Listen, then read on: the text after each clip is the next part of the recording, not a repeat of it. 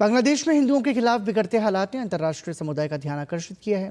बांग्लादेश के मौजूदा हालात पर पूर्व उच्चायुक्त वीना सिकरी से खास बातचीत की हमारे संवाददाता विशाल बैरिस्टो ने।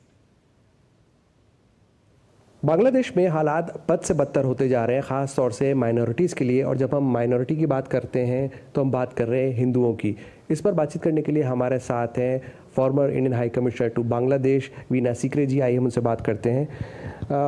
मैम, जो जानकार है उनका ये मानना है कि एथनिक क्लेंजिंग जैसा माहौल चल रहा है अगर हम बांग्लादेश की बात करते हैं तो।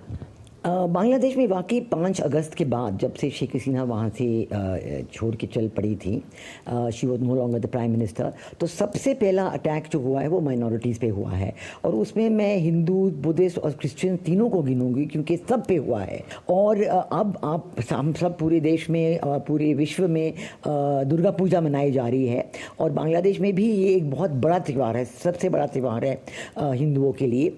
और इसके जब बताया गया इंतरिम सरकार को तो उन्होंने आश्वासन दिया कि हाँ ठीक है, हम सब कुछ करेंगे और ये दुर्गा पूजा की जो मनाई हो जा रही है वो बहुत अच्छी तरह से होगी। लेकिन एक तरफ से सरकार ये कह रही थी, दूसरी तरफ से जो जमात इस्लामी है और जो अन्य एक्सट्रीमिस्ट पार्टीज़ हैं, इस्लामिस्ट पार्टीज़ हैं, उनका ये कहना था कि नहीं, ये दुर्गा पूजा नहीं होनी चाहिए और ये जो पब्लिक लैंड यूज़ कर रहे हैं ये नहीं होना चाहिए। आज की खबर ये है कि वहाँ पे एक बहुत मशहूर शक्तिपीठ है बांग्लादेश में, जहाँ पे 2021 में जब हमारे प्रधानमंत्री गए थे तो उन्होंने जयशुरेश्वरी मंदिर की शक्तिपीठ में एक बहुत सुंदर मुकुट चढ़ाया था देवी जी पे, सोने और चांदी का मुकुट था वो, और वो आज के दिन में चोरी हो गया उसका। और जैसे मैं आपको बुद्धिस्ट के बारे में बताऊं, ज़रूर माइनॉरिटीज़ पे अटैक हुआ जा रहा है। बुद्धिस्ट का खगराचारी में हाल ही कुछ दिनों में बहुत ही सीरियस अटैक हुआ था और उनके भी घर जलाए गए थे, लोग अबडक्ट किए थे। और उन्होंने तब वहाँ पे कहा था कि आर्मी इसमें मिली हुई थी, कहते आर्मी हम पे हमला कर रहे हैं। मोहम्मद यूनुस जो है वो कह रहे हैं कि हाँ नहीं, हम इस हालात पे नज़र बनाए हुए हैं। तो क्या वाकई में वो सीरियस है या मामला उनके हाथ से निकल चुका है? क्योंकि ये कहा जा रहा है कि बांग्लादेश की जो आर्मी है वो पूरी तरह से कंट्रोल कर लिया और वहाँ सिविल वॉर जैसे हालात हो रहे हैं। अब मैं जैसे आपको बताऊंगी कि जैसे मैंने कहा कि जमात इस्लामी का हाथ बहुत भारी है।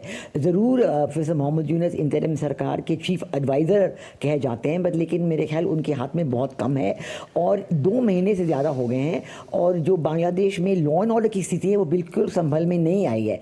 तो आपने सुना वीना सिकरी को, इन्होंने भी अपनी चिंता जाहिर की और जाहिर सी बात है इस तरह के अगर हालात होते हैं, जो सरकार के लोग हैं वो ही आप चीज़ों को कंट्रोल नहीं कर पा रहे, तो वाकई में बहुत स्थिति चिंताजनक है।